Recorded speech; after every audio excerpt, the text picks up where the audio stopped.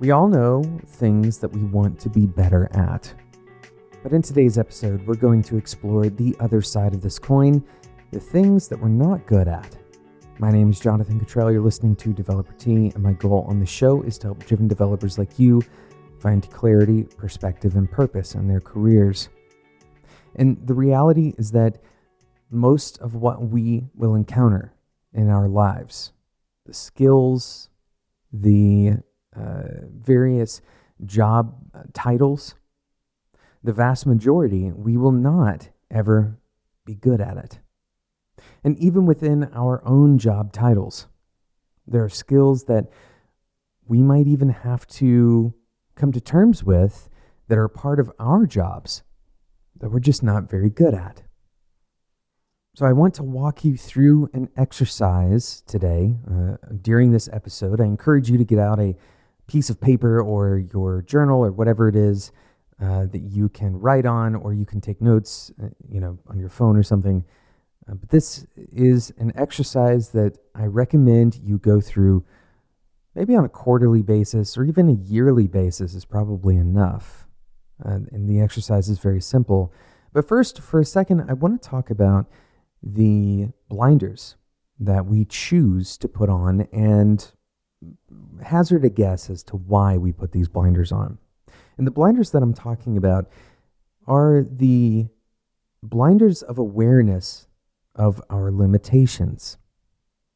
And when I say limitations here, I don't mean our ceiling, but instead I mean the necessity of choosing what we want to hone, the skills that we want to invest in. It's easy. In fact, it's very common to imagine that all of the skills that we want, we can achieve, we can go and learn those skills. And it makes sense because we have been able to learn many skills in our lives. We've been able to learn a lot of information. And so intuitively, it makes sense for us to believe that we could go and acquire whatever number of these skills we want to acquire. But we are limited. We're limited on time and we're limited on resources. And so acquiring every skill that we can possibly imagine, it's just unrealistic. But beyond being limited on actual resources like time and money, but we may also be limited by the simple fact that optimization is necessary. And that's what this episode is about. But first, we have to come to terms with those limits. We're going to talk about that right after we talk about today's sponsor, Linode.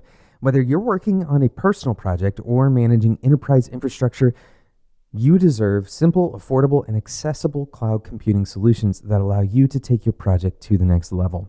You can simplify your cloud infrastructure with Linode's Linux virtual machines and develop, deploy, and scale your modern applications faster and easier. You can get started on Linode today with $100 in free credit for listeners of Developer T, and you can find all of the details at linode.com/developer T. Linode has 11 global data centers and provides 24/7, 365 human support with no tiers or handoffs, regardless of your plan size. And in addition to shared and dedicated compute instances, which you're probably used to, you can use your $100 in credit on other Linode services like S3 compatible storage, managed Kubernetes, and more.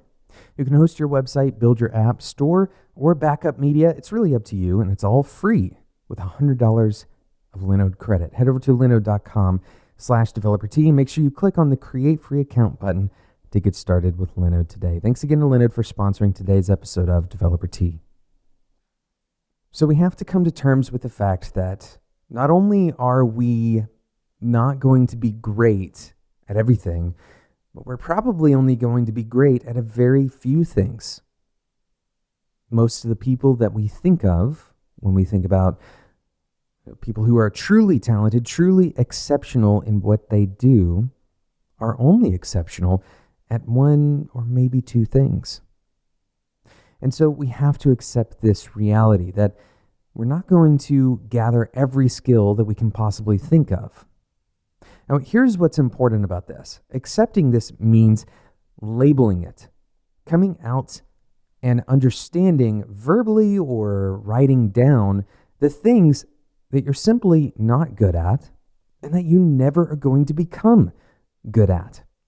Now, this isn't necessarily saying that you're never going to become good at it even if you want to, but instead it is actively choosing the things that you won't invest your time in. And here's another way to frame the same conversation. Let's say that you are having your next one-on-one. Maybe you're a manager, maybe you're an individual contributor, whatever role you're playing. And the next one-on-one that you have, if you have the opportunity to kind of drive the conversation, here's what I want you to consider doing during that one-on-one. And this is not our exercise, by the way, but here's what I want you to consider doing. I want you to ask your manager or ask the direct report, what should I never expect you to do? What should I never expect you to do? And this is a very important question, and the framing here is really important too. It's not the other framing. The opposite of this is, what should I expect you to do? But instead, this is giving someone the freedom to opt out. And here's what this does. Once we carve away all of the distracting, non-essential things, the things that maybe another person in this role you could expect from them, but if I had to choose, I would ask you not to expect it from me. Once you can carve those things away, then you can clarify, okay, what's left? Here are the things that I'm really good at. Here's the list of 2 or 3 things that I'm already excelling at, and here's maybe another 1 or 2 things that I want to excel at. You can push me, you can ask me to invest in these areas, and you can expect me to deliver in these areas. This kind of conversation is critical because here's what happens when you don't have this conversation. When you don't have the conversation, all of the expectations that people have kind of accumulated for a given role, all of the expectations that they have for front end as a practice, not a single engineer, a single front end engineer, but rather the discipline of being a front end engineer, and fill in the blank, by the way, with any role that you might have. All of that accumulates into this big ball of uncertainty.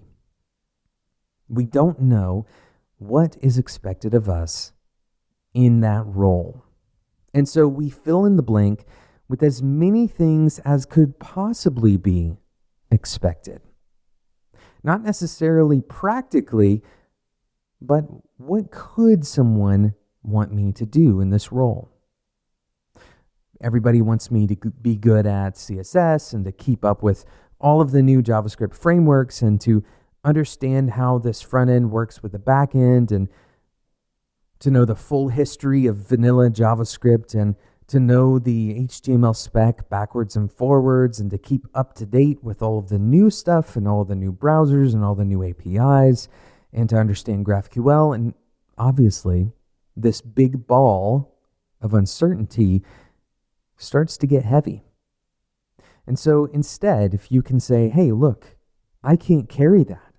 If you can come to terms with that, if you as a manager can help your direct reports come to terms with that. And by the way, this isn't just about hard skills. This isn't just about programming languages. This is also about what can you expect from me as a manager?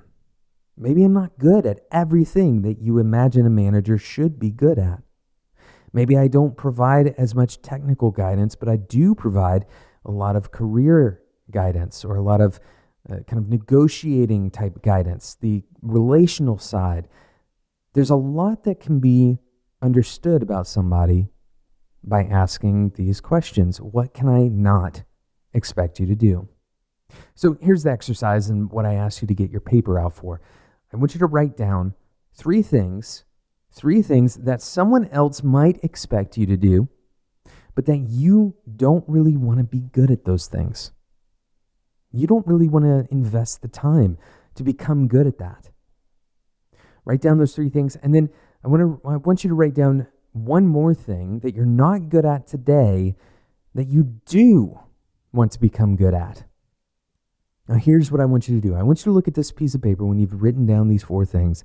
The 3 things that you're choosing not to do, all of the energy that you would have spent becoming mediocre at those 3 things, all of the time and effort that you could have put into becoming just passably skilled at those things, I want you to imagine that you're redirecting all of that. You're cutting all of those things off of the possibilities list, and you're redirecting all of that attention to the one thing on your list that you do want to become better at.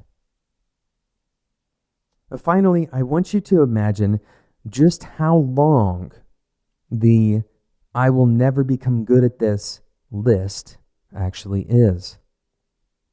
Outside of your work, outside of your expertise, outside of your domain, there are thousands, hundreds of thousands of skills that you'll never be able to get. And so saying no to an extra 3 or 4 of those, this shouldn't be a problem, right? We should be able to choose which of those skills makes the most sense for us and then hone those skills rather than trying to meet everybody's wildest expectations of us.